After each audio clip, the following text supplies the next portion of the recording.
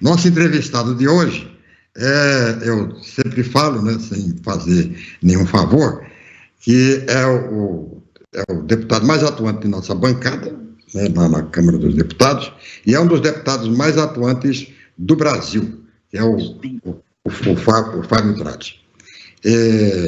Candidato à reeleição, percorrendo o estado inteiro nos finais de semana e sempre mantendo a sua fidelidade como deputado federal, comparecendo lá de segunda a quinta-feira e dando dor de cabeça para o Bolsonaro. Deputado, bom dia. Bom dia, Sérgio. Bom dia a todos os queridos espectadores que estão conosco, nos ouvindo, nos dando a honra da audiência. Estamos sempre à tua disposição para falarmos sobre política, o Brasil e a nossa rotina parlamentar. Deputado, a gente sempre fala em política e tal, a gente, em política nessa fase, mais em política eleitoral, e vai deixando como segundo plano a própria atuação parlamentar, né? Como é que tem sido, né, conciliar a campanha, não com a presença, mas com a participação lá no Congresso Nacional? Como é que tem sido, se tem conseguido ajeitar essa carga? A gente procura dividir a nossa rotina de acordo com as obrigações que assumimos no decorrer das nossas atividades. Terça, quarta e quinta, por exemplo, estamos focados 100% nas atividades legislativas. As comissões temáticas, Comissão de Justiça, Comissão de Defesa dos Direitos do Idoso, Direitos das Mulheres, Direitos das Pessoas com Deficiência, e, evidentemente, também fazendo debate de propostas legislativas que são submetidas ao plenário da Câmara para votá-las. Chego quinta-feira à noite, no Mato Grosso do Sul, e na sexta-feira já procuro cumprir a agenda que me é estabelecida, seja no interior, seja na capital, participando de reuniões nas quais eu presto contas do mandato, porque estamos em fase de pré-campanha, não de campanha eleitoral, e nesta oportunidade eu mostro o nosso desempenho, procurando deixar claro aos eleitores e às eleitoras que nós estamos cumprindo com o nosso dever. Deputado, o senhor foi reconduzido à Comissão de Constituição e Justiça, que é uma das principais, a primeira comissão da Câmara dos Deputados. E junto com o senhor foi também o Daniel Silveira. Como é que é essa convivência? Ele ainda não apareceu lá, ele ainda não compareceu à sessão e nós, evidentemente, estamos aguardando a sua presença para que ele possa se manifestar a respeito de eventuais contrariedades sobre a sua inserção naquela comissão. Eu penso que não vai ser problema para a estrutura de agenda da comissão, porque nós temos pautas muito importantes para o Brasil: reforma tributária, combate ao desemprego, a fome, a miséria, inflação altíssima, carestia, que isso não vai nos permitir estacionar esses temas por conta da presença dele. Deputado, o senhor como jurista, como é que se avalia essa situação, esse confronto entre Poder Judiciário e Poder Executivo? O senhor acha que o Poder Judiciário está exagerando? Veja, a pena imposta ao Daniel Silveira me pareceu desproporcional, embora eu entenda que deveria, como de fato foi, ser condenado. Mas uma pena de 8 anos e 9 meses, ela corresponde só para você ter uma ideia, a uma pena de homicídio simples com agravantes. Então, ali, tecnicamente, eu penso que, em vez do Supremo aplicar o instituto do concurso material, que é a soma das penas, eles somaram as penas dos crimes, deveriam eles aplicar o crime continuado, porque todas as ações praticadas pelo deputado Daniel Silveira foram efetivadas no mesmo contexto, não é? No mesmo contexto que foi aquela manifestação.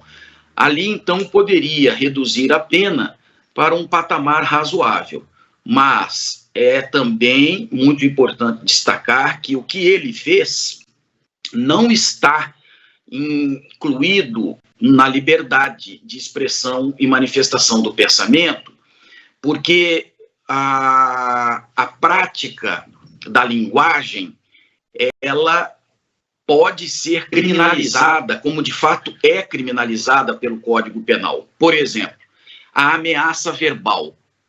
Quando se utiliza a linguagem para ameaçar outrem, é crime. Corrupção verbal. Quando se utiliza a linguagem para solicitar vantagem indevida na administração pública, o próprio Código Penal diz, isso não é liberdade de expressão, isso é corrupção através do verbo. Então, é preciso entender que ele praticou o crime, sim, e crimes contra o Estado Democrático de Direito, mas a pena me pareceu exagerada. Agora, isto não significa dizer que o Poder Judiciário institucionalmente esteja exorbitando de suas atribuições. Se a pena foi exagerada, vamos recorra e vamos lutar para que haja uma diminuição. Nada mais além disso, porque se o Supremo Tribunal Federal, enquanto instituição, for subjugado pelo Poder Executivo, nós estaremos abrindo as portas para um regime autoritário de hipertrofia do Poder Executivo, já que o Legislativo, pelo Centrão, está, de certa forma, submetido ao Executivo, e o Judiciário, com a cúpula, sendo, de certa forma, dominada pelo Executivo, nós não teremos mais democracia no país, e isso não pode acontecer. Deputado, não lhe parece, quer dizer, essa política do Bolsonaro, essas narrativas do Bolsonaro, não lhe parece uma forma dele desviar a atenção da população para os problemas mais graves do país? O senhor falou fome, miséria, carestia, falta de investimento. O Daniel Silveira e outros, não lhe parece uma espécie de, a gente que é aqui do Pantanal, não lhe parece uma espécie de boi de piranha dessa política do Bolsonaro?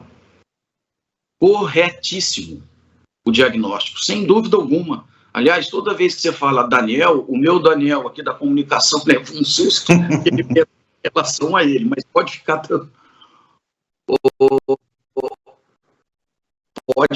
tranquilo aí, Daniel. Pode ficar tranquilo. Pode ficar tranquilo que não é com você, não. Dizer o seguinte, Sérgio, é claro que há uma estratégia diversionista, porque eu não vejo o ministro Paulo Guedes apresentar ao país uma política econômica clara de combate ao que hoje nós estamos vivenciando no mundo real.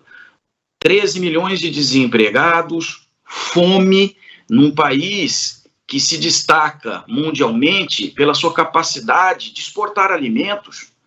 Como é que nós podemos ter gôndolas refrigeradas de carne primeira, carne de segunda, carne até não nobre, mas lacrada, cadeado, como se fosse ouro, num país, num estado como o nosso, que tem um rebanho bovino considerável, não é, expressivo? Todas essas coisas no mundo real precisam ser debatidas. A impressão que eu tenho é que essa estratégia procura dividir o mundo em duas partes. O mundo da política, com essas discussões sobre Daniel Silveira, Supremo Tribunal Federal, Lula, Bolsonaro, e o mundo real, em que você tem que ir ao supermercado e com R$200 você não compra praticamente mais nada.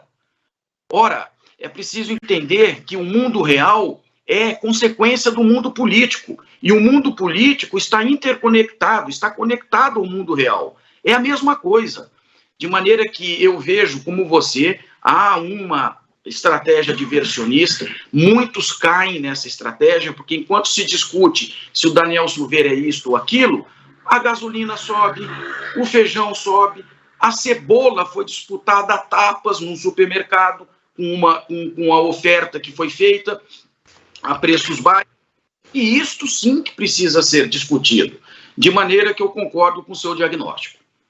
Um dos projetos de emenda constitucional que me parece que você relatou lá no Congresso, na Câmara dos Deputados, é o que trata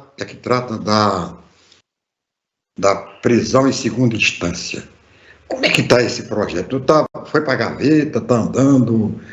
Não, ele está andando, o relatório meu está pronto desde setembro de 2020. O problema é que não há interesse da maioria do parlamento em votá-lo.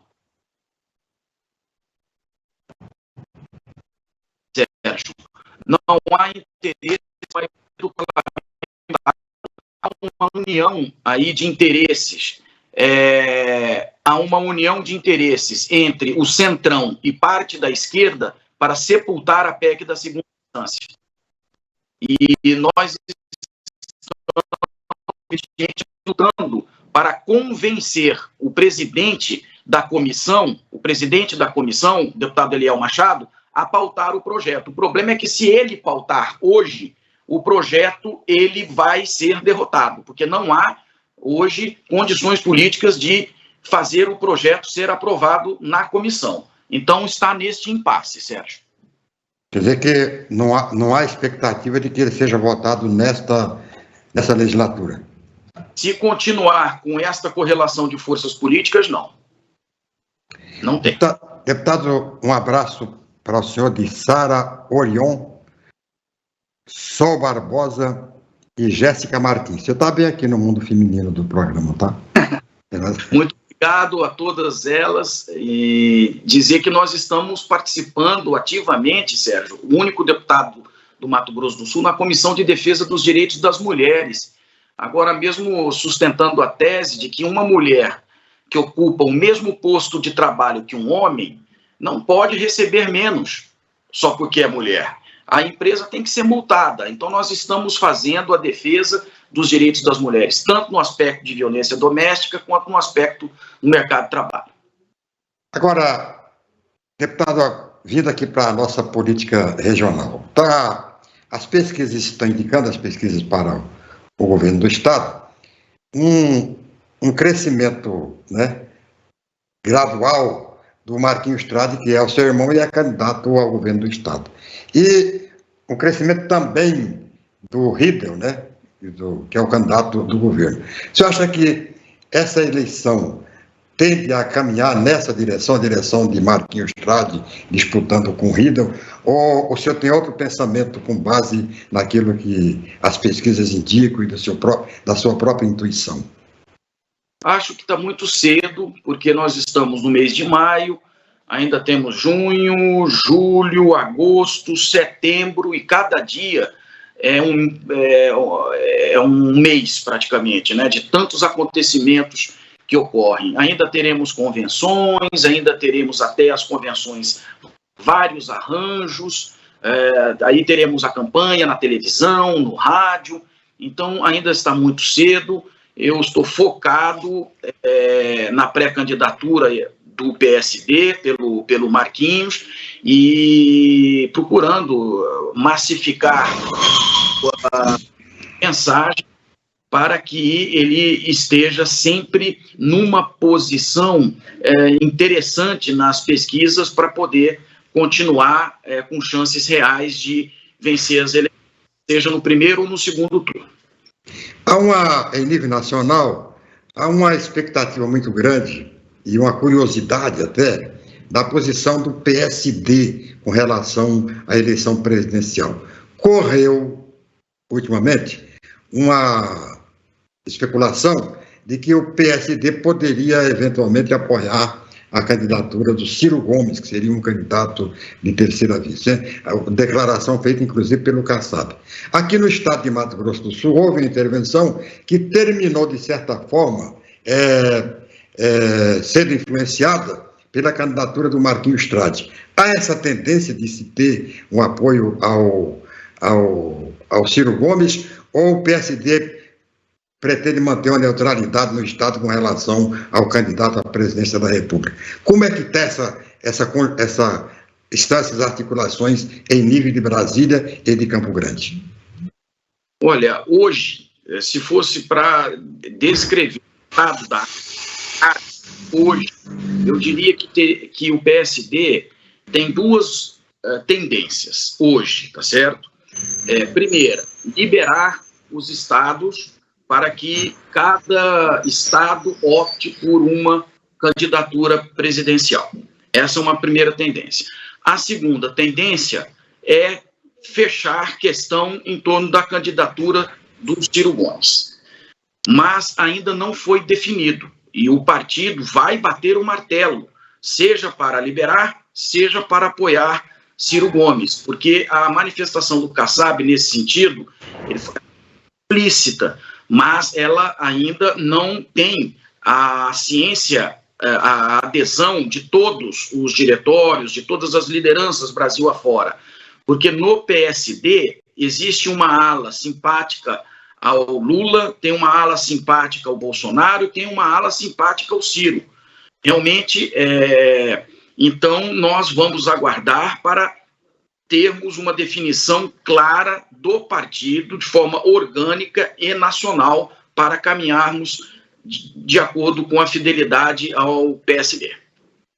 Uma das preocupações, aliás, a maior preocupação do partido, além natural, dos partidos, né, além naturalmente da eleição para presidente da República, é a eleição para deputado federal. Porque o deputado federal é o que referencia, né, toda a vida, a vida e sobrevida dos partidos. Como é que está a chapa do PSD para deputado federal? Há condições de se eleger 2 ou 3 deputados federais aqui no Estado? Ou termina ficando na eleição do Fábio Tradi? Nós estamos trabalhando para a eleição de 2 deputados federais, quiçá 3, se houver alteração no quadro da majoritária favorável ao partido, que possa repercutir na proporcional. Mas isso só o tempo vai dizer. O fato é que a nossa chapa está sendo montada, construída, de acordo com o critério da representatividade regional no Estado, de lideranças femininas e masculinas, com prestação de serviços à sua região, que tenha bom conceito, que sejam fichas limpas, enfim. Isso está sendo construído e nós estamos tendo uma resposta muito positiva. Cremos que até a convenção nós ofereceremos uma chapa extremamente competitiva para Mato Grosso do Sul poder apreciá-la e, eventualmente, votar nela. Deputado, muito obrigado por sua entrevista, por mais essa entrevista. Eu gosto de entrevistá-lo porque você é objetivo, né? Você vai direto ao assunto, não tem o chamado jogo de cintura, né? Tal, responder, tal. Legal. Fiquei muito satisfeito com sua entrevista. Espero que a gente possa avaliar melhor o quadro à medida que evoluir e que você tenha bastante sucesso, né? Que você seja, o trabalho que você faz como deputado federal, seja correspondido com o voto nas próximas eleições. Um abraço muito forte e até a próxima vez.